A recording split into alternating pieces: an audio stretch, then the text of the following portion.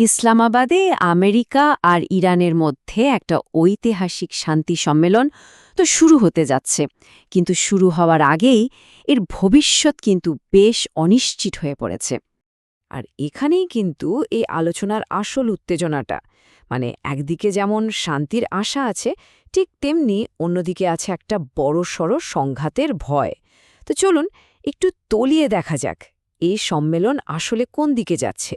ভাবুন একবার, আমেরিকার ভাইস প্রেসিডেন্ট জেডি ভ্যান্স আলোচনার জন্য ইসলামাবাদ আসছেন, আর ঠিক সেই সময়ে পুরো আয়োজনটাই হঠাৎ করে একটা বিশাল ঝুঁকির মধ্যে পড়ে গেল। তো ঘটনাটা কি হয়েছে? আসলে ইরান একেবারে শেষ মুহূর্তেই এমন কিছু শর্ত জুড়ে দিয়েছে যা পুরো আলোচনাটাকেই কিন্তু ভেস্তে দিতে পারে। এখান থেকেই খেলাটা ঘুরে যাচ্ছে। ঠিক সম্মেলনের আগ মুহূর্তে ইরান তাদের দাবিগুলো সবার সামনে নিয়ে এসেছে, আর এতে করে স্বাভাবিকভাবে আলোচনার ওপর চাপটা কিন্তু অনেকটাই বেড়ে গেছে। তো ইরানের শর্তগুলো কি কি? দুটো প্রধান শর্ত। প্রথমটা হলো লেবাননে পুরোপুরি যুদ্ধবিরতি ঘোষণা করতে হবে, আর দ্বিতীয়টা বাজেয়াপ্ত করে রাখা ইরানের সব সম্পত্তি এখনই ফেরত দিতে হবে। ইরান খুব স্পষ্ট করে বলে দিয়েছে এই দুটো শর্ত না মানলে কোনো আলোচনাই হবে না। ইরানের পার্লামেন্টের স্পিকার মোহাম্মদ বাকের খালিবাফের কথা শুনলেই ব্যাপারটা পরিষ্কার হয়ে যায়। তিনি বলেছেন যে দুটো পদক্ষেপের ব্যাপারে কথা হয়েছিল সেগুলো এখনো মানা হয়নি। তার মানে হলো তারা তাদের দাবিতে একদম অনড়। আচ্ছা, ইরানের কথা তো হলো, এবার আমেরিকার দিকে তাকানো যাক। এখানে ব্যাপারটা বেশ মজার, কারণ ওয়াশিংটন থেকে একই সাথে দুই রকম কথা শোনা যাচ্ছে। পরিস্থিতিটা আরও জটিল হয়ে উঠছে। দেখুন, একদিকে ভাইস প্রেসিডেন্ট বলছেন যে তিনি একটা ইতিবাচক আলোচনার জন্য তৈরি, সাহায্যের হাত বাড়িয়ে দিতে চান। আবার অন্যদিকে প্রেসিডেন্ট ট্রাম্প সরাসরি হুমকি দিচ্ছেন, বলছেন তারা যদি আমাদের সাথে খেলতে চায় তাহলে তার ফল ভুগতে হবে। একই প্রশাসন থেকে দুই রকম বার্তা আসছে। প্রেসিডেন্ট ট্রাম্পের হুমকিটা কিন্তু আরও পরিষ্কার। তিনি মার্কিন যুদ্ধজাহাজে থাকা নতুন অস্ত্রের কথা উল্লেখ করে বলেছেন, যদি কোনো চুক্তি না হয় আমরা সেগুলো ব্যবহার করব।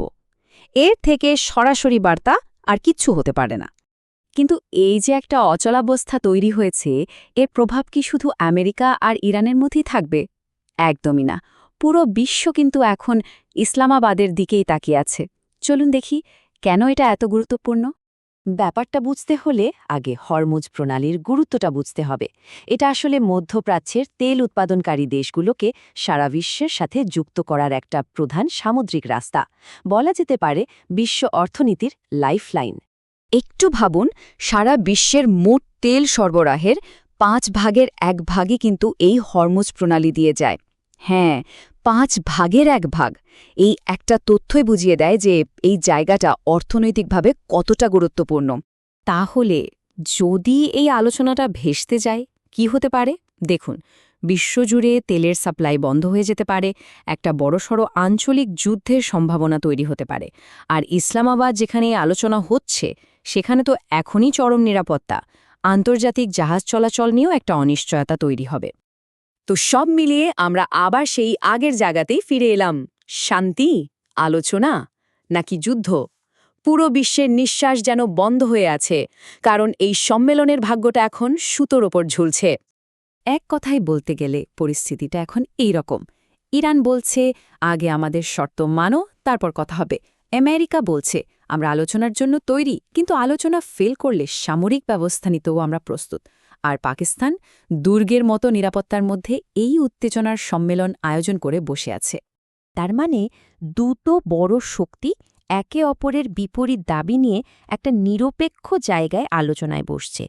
ফলাফল যে কি হবে তা কিন্তু কেউই বলতে পারছে না।